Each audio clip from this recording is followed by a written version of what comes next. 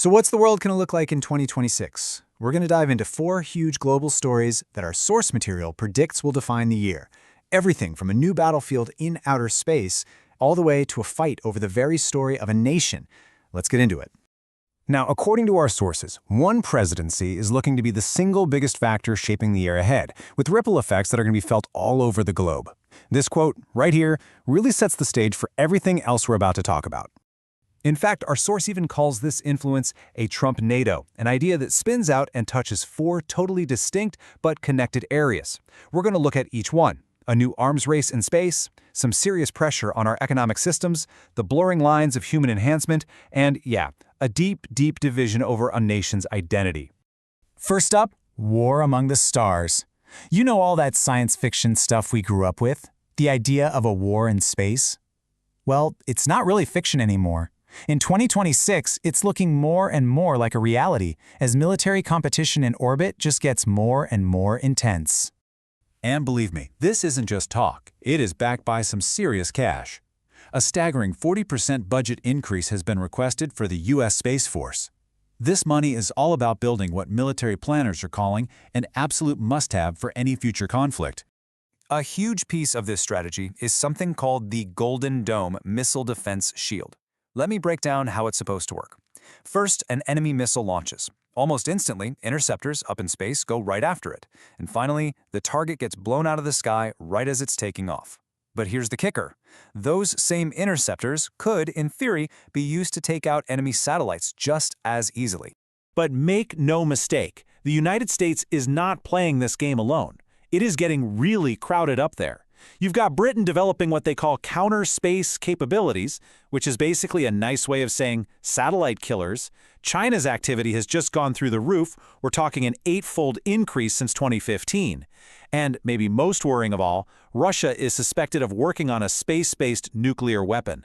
So what's the big takeaway here? Space is the new battlefield, period. And that same kind of pressure, that push for national dominance, isn't just happening in orbit. It's happening right here on Earth. Which brings us to our second story: the growing political heat on the world's central banks, and this big fight for their economic independence. Okay, so for a little context on why this is such a big deal, you gotta look back to the 70s. President Nixon basically leaned on the Fed chairman to keep interest rates low for his own political gain.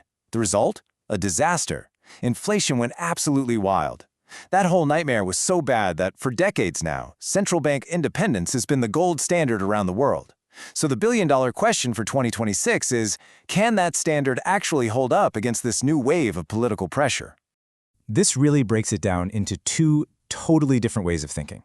On one hand, you have an independent Fed. Their only goal is long-term stability, and they make their calls based on cold, hard data. But on the other side, you've got a politicized Fed, which can get pushed around to do things that help a president in the short term, like printing a bunch of money to make the economy look good, but can lead to total chaos down the road. History has been pretty clear about which one works better, but that lesson is now being seriously challenged, not just in the US, but all over the world. Okay, so this whole theme of pushing back against the old rules, it doesn't just stop with our institutions. It's moving on to our actual bodies. Our third big story for 2026 takes us to this super controversial new frontier, where science, sports, and ethics are about to have a major collision. We're talking about testing the absolute limits of human enhancement. Get this, in May, Vegas is set to host the very first Enhanced Games. This is an event where performance-enhancing drugs are not only allowed, they're actually encouraged. And the prize for shattering the 100-meter world record? A cool $1 million. As you can imagine, the traditional sports world is not happy. The backlash has been immediate and fierce. This quote really says it all. You've got anti-doping agencies putting out these really stark warnings, basically saying an event like this is unbelievably dangerous and just glamorizes drug use for young athletes. And look, these games might sound like something out of a sci-fi movie, but they're plugging into a market that is very real and very, very big. The human enhancement industry is already worth $125 billion. That's everything from your smartwatch to, neural implants. The line between what's therapy and what's enhancement, it's getting fuzzier by the second. And these games have some heavy hitters behind them, including tech billionaire Peter Thiel. For them, this isn't just about one track meet. No, their vision is way bigger. They're picturing a future where using drugs to boost your performance, not just in sports, but in everything, is totally normal. And 2026 is when the rest of us get a front row seat to decide if that's a future we actually want. All right, for our last story, we're diving into a fight over the past that could decide the future. In 2026, America hits its 250th birthday, but a huge fight is broken out over how to even celebrate it. And it all comes down to one question: who gets to write America's history? So you've basically got two competing groups planning the party. On one side, there's the America 250 Commission, set up by Congress, totally bipartisan. On the other, you've got Task Force 250, created and chaired by Donald Trump. And just look at the difference. The America 250 group is doing a student writing contest, a national story archive, historical stuff. Task Force 250, they're planning Patriot games and, I'm not making this up, a UFC fight on the White House lawn. In this quote right here, it cuts right to the chase. It shows you the real motivation for creating this rival group. For its supporters, a big part of making America great again means fighting back against what they feel is a distortion of the country's true story. The 250th anniversary, well, it's become the perfect stage for this massive culture war.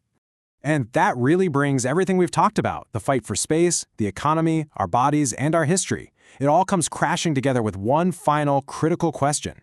When history itself is up for grabs, when it becomes a battleground, who wins the fight to write the past will absolutely be the one who gets to write our future.